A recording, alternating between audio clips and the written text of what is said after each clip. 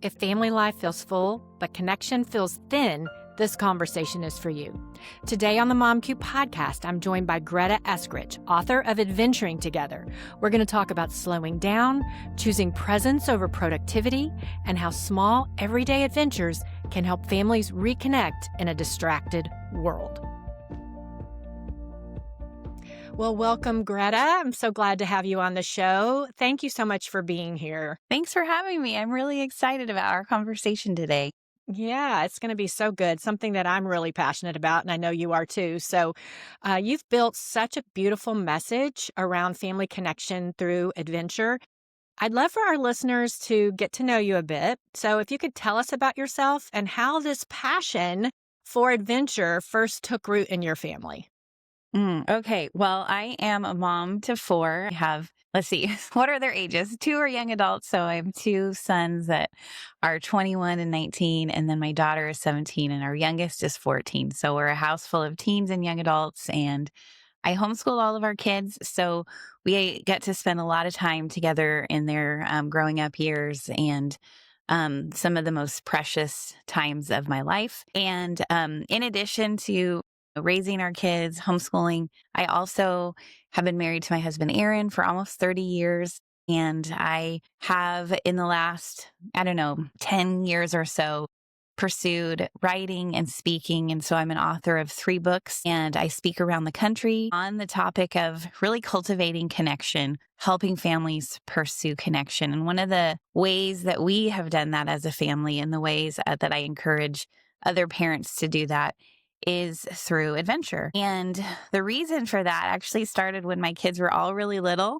I had 3 under 5 and, I just felt myself as this mom of young kids, sort of feeling sometimes like the walls were closing in on me. And I had lost really my joy in motherhood and my joy in connection because it felt easier to focus on my to-do list and making sure the kids stayed on schedule for naps. And, we swept up the crumbs and put away the toys. But the joy in motherhood and really my joy in them and connecting with them felt like it was fading. And so I recognized in myself, I needed to purposely pursue connection with them.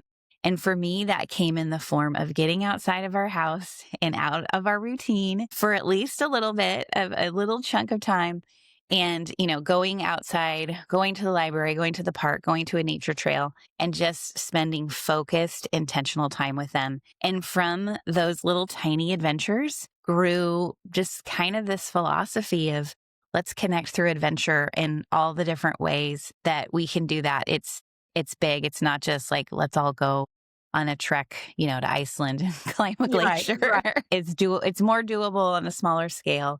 And so that's how that passion began, and it's only grown since then. That's so cool. Yeah, I was thinking of when I used to do similar things because I'm an extrovert and I was home with my kids and felt the same thing. And I homeschooled mine when they were young and I would want to just get out and go and do. And the joy in motherhood, so much of the joy in motherhood to me was watching them discover and learn when we would get out into those environments. Where there was adventure, like nature or just a museum. And it was just such a joy. So I think I completely agree that that's a really good way to bring that back into your motherhood if that's missing. So, okay, so you wrote this book called Adventuring Together. And was there a moment or a season that you just realized, I've got to write this book. I've got to put it all down and share this? Yeah, it's kind of a funny story because I had been writing on a blog for years. That's actually how I started writing like publicly. I have been a writer my whole life. I've always loved writing and wanted to write a book since I was a little girl. But I started with a blog when my daughter was a baby because I had, remember scrapbooks? Like I had done scrapbooking, but I was like, okay, I have a 4-year-old, a 2-year-old, and a newborn. I'm never scrapbooking again. How will I do that? But I discovered blogging and I was like, oh, I can write stories about my life and their childhood and put pictures in there. And my mom and my sister read it. It was great. But as I kept writing, I loved it more and more people were reading. And so that was kind of how I started writing these stories down and really just my way of thinking about connecting with kids and parenting. And when it came time to write the book, I had a couple of different ideas in mind, but I had this one blog post and I was working with a literary agent and she said, I think this blog post, it was called Connecting with Your Kids on the Hiking Trail. She's like, I feel like this is your heart. And she's like, can you explore this idea more? And I did. And I was like, I think we can turn it into a book. And so from a blog post grew this idea for a book. And really, it captures all those years of adventuring with my kids and connecting with them intentionally, building memories, and doing a lot of it outside or like the library or, like you said, museum, just simple places. But the really funny part is that that book was published in 2020. That's when it was slated to come out because a book process starts like 2 years before Right. publication date. So I was starting to write it in 2018 and it was slated to release in July of 2020. The scramble that started happening around release date because it was a book about adventuring, like going out to the world and Mm, everyone was staying home. And it felt like such a crazy time to be promoting a book about adventuring and connecting through adventure. And like my publisher would say, can you write like an article about adventuring together in your home? I was like, sure. Okay. I mean, I do have a chapter about adventuring through books and connecting through books. So you can do that at home together. yep, true. But it's turned out that, of course, 2020 was actually a real turning point for a lot of people recognizing how much disconnection screens were causing. And that is a huge part of my platform as well. Like, how do kids and families spending so much time on screens? How does that create disconnection? And so I was able to really focus on that part of the message as well. And the book's been out for 5 years and it's That's so cool. still loved. I love God's timing, and Yes. I mean, I know you're in California, I'm in Texas, but during the COVID season, I mean, I live in Austin, there's a lot of outdoor things. People were going outdoors. They were finding ways I mean, kayaks were selling out, things like that. So I could see that it was actually a really good time to put that out because people were looking for creative ideas. So Yeah. yeah, so neat. So you talked about the emotional disconnection that comes from the modern lifestyle, screens, packed schedules. Can you share a little bit about that and what you think is the result of that and how you help families come out of that? Yeah, I think about those early years of motherhood that I talked about, and it wasn't that my kids and I were on screens and disconnected, but there were other things that were causing disconnection, right? Like I said, that focus on my to-do list, like getting the kids down for their naps without fail. And I'm not saying throw a schedule out, but when the schedule becomes the master, then I'm losing focus on the connection. I think that that is what has happened with screens for so many of us, right? The screens have become the master. And that means like that's the way we relax. That's the way we soothe. Like if we're stressed, if we're tired, we're anxious, the easiest thing is to get on and scroll. And that's not just for adults or teens who are on social media. That's even the case for little kids, right? It's a great, easy babysitter. It's a good way to keep your kids quiet when you're in the store, when you're in the car, and you could be having conversations or looking out the window. It's just so much easier to turn on the screens, right? And so I have found in my own life and my own parenting, and then in the thousands of parents I talk to, screens are becoming more and more the way we disconnect from each other, disconnect from relationships. And that can be in simple ways. Like I said, you let your kids watch a screen in the car instead of engaging in conversation, or it could be in more harmful ways, like all of the inappropriate and even dangerous content that Mm, kids can find online, right?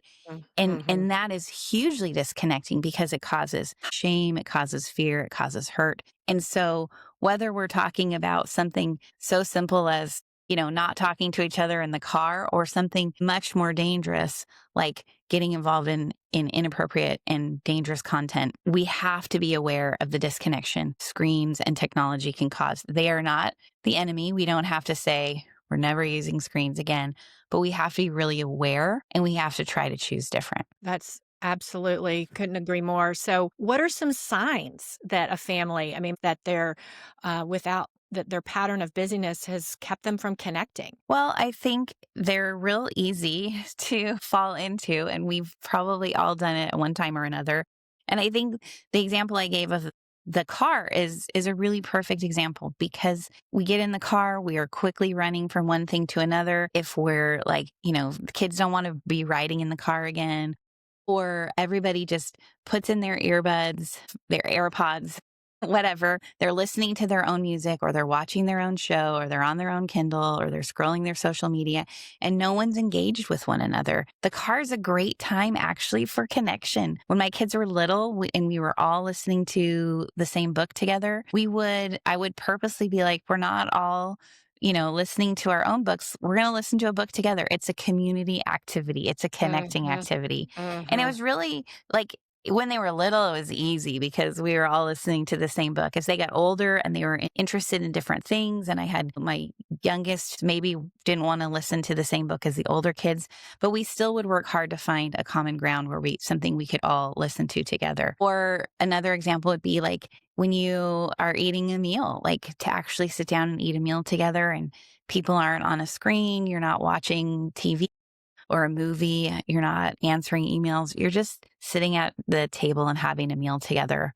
And that could be breakfast, lunch, or dinner. It doesn't have to be dinner. Just being able to be together without having screens there all the time. Those are really important things to take note of and then try to say, we're going to carve out a little space that is screen free. So, why would we want to do that? I mean, I know the answer seems obvious, but let's just talk for a minute about the benefits of putting down those things and making those hard choices sometimes to find that common thing to listen to or whatever.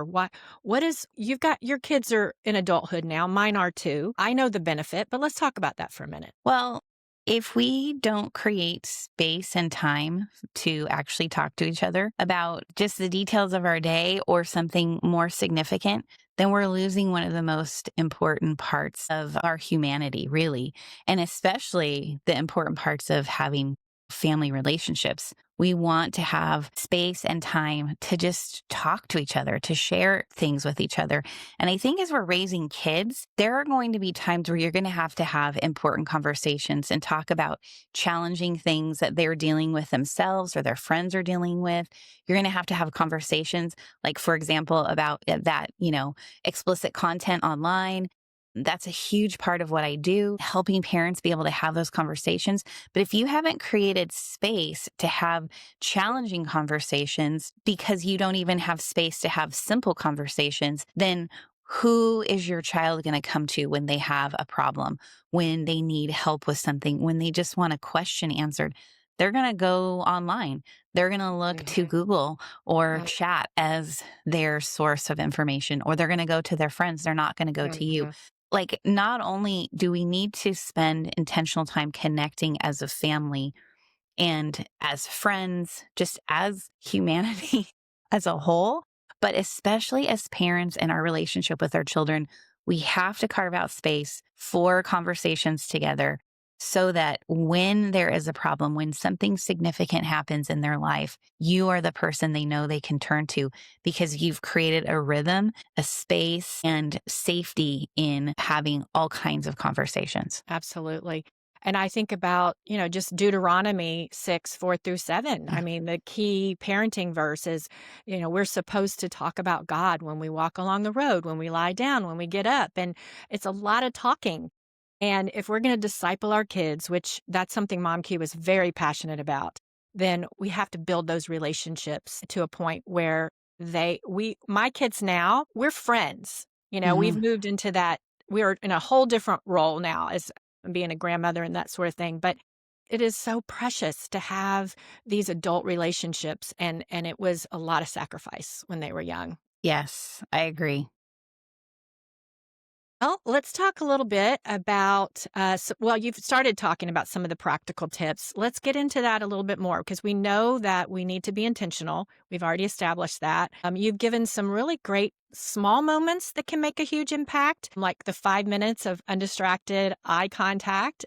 at bedtime or unplugged family walks. Can you share a few of your favorite examples or habits that have helped your family over the years? Yeah, I think that idea of walking, whether it's a walk like through your neighborhood or something a little more substantial, going for a hike, but being outside, moving your body and being unplugged during that time is it's such an easy, doable thing. It generally costs little to no money, maybe some gas money, and it's easy.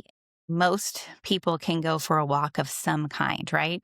So one of my daughter loves to go walking with me, but she loves to go walking in different neighborhoods. So we'll go to a different neighborhood so we can look at different houses and see different things. And it's just like it could be, a neighborhood 10 minutes away, but it's new, it's different, and it's so fun to mix it up. That is so simple. And on the walk, we're talking sometimes just about surface things. What are we seeing around us right now? Oh, look at that bird. Oh, I love the way they've done their yard. But sometimes it can be deeper things because we're just creating space for those conversations to happen. I think the shoulder to shoulder time that comes when you're walking or hiking is just the perfect opportunity for having meaningful conversation time. And one of the benefits when you're going a little farther afield, like when you're going hiking, is there's often no cell service or it's Yeah. spotty. And so it just forces you to be like, okay, we're offline.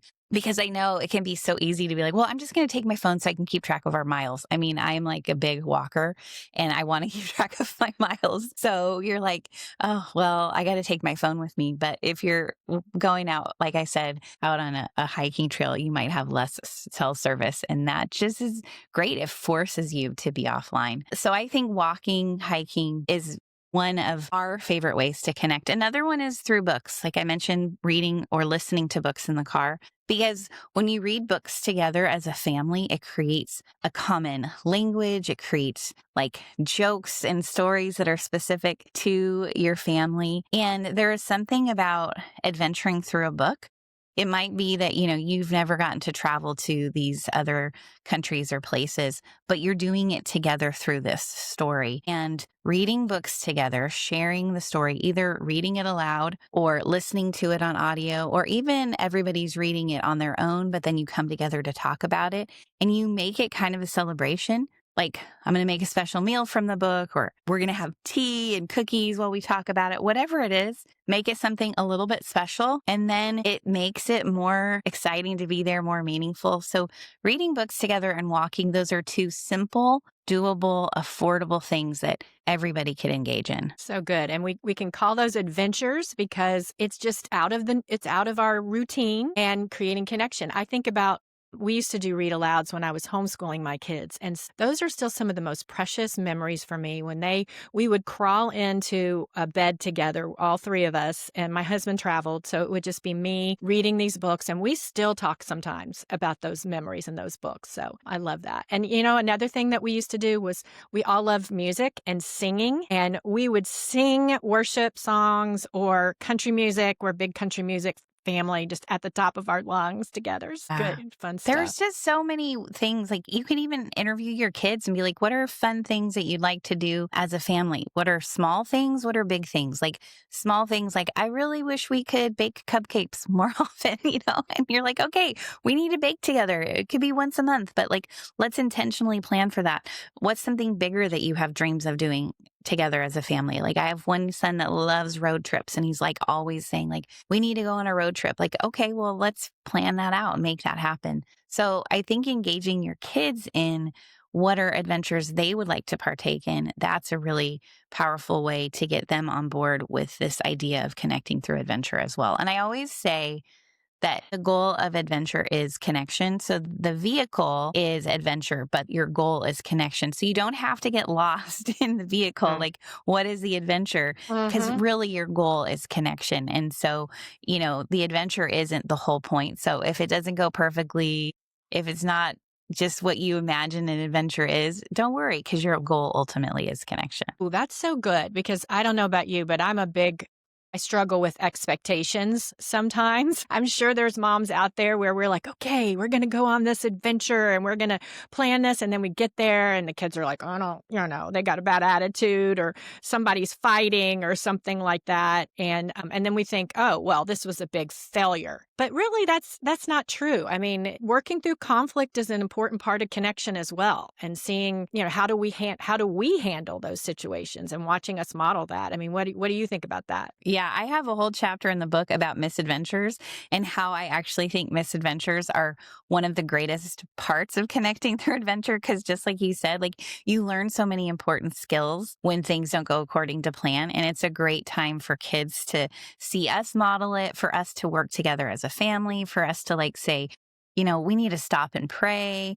And we even have a slogan or a saying in our family, it will make a great story later. Because in the moment, sometimes you're like, this stinks. Everything's going wrong. But we'll say to each other, it's going to make a great story later. And every time it does. And we have some fabulous stories of misadventure. And they're great. Like we laugh about them to this day. And they really bonded us because there is something about things going wrong that you cling to each other. And that's good. And it's okay for things to go wrong. It doesn't mean the goal of connection is lost. It just means it went a little haywire on the way to that ultimate goal. Oh my goodness. Can you share one of those? I just would love to hear anything come to the top of your mind. Yes, I have quite a few. One that's in the book that a lot of little kids that have listened to the book with their moms that they'll tell me they love is we were going camping for the first time in Yosemite National Park as a family. And when we got there, we were tent camping, but it was glamming is what it's called. Yeah. Glamping. Yeah. Thank you. But it really wasn't. Like all it was they had a tent for us and it had, some cots in it instead of sleeping bags on the ground. But we didn't have to set up our tent, which was nice because it was pouring rain. There was this massive, massive storm.